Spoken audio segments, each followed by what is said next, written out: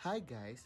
Bumalik kami last week sa Al Suwadi Park dahil hindi namin pinalampas ang cultural show ng Egypt. Bihira lang talaga tayo makakita ng ganito ka-authentic na traditional performances mula sa iba't ibang bansa.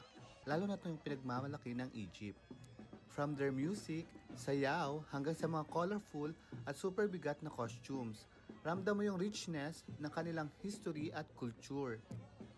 Pero kahit mabibigat pa rin ang suot nila, ang lupit pa rin ng performance. Wala kang mapapansin na napagod. Kumbaga, the show must go on. Ang vibrant ng colors, ang lively ng vibes, at ang sarap panoorin habang nasa open park ka. Siya nga pala, hindi pa natatapos ang cultural journey dahil Yemen at Pakistan naman ang magpe-perform this week. Ang Philippines nga pala ay December 5 to 8. At for sure, marami tayong mga kababayan na nakapagplana ng day off. Ang lahat ng event na ito ay meron din para sa mga kids. Kaya naman, mag-i-enjoy sila dito. So goodbye for now, ingat kayo palagi, God bless!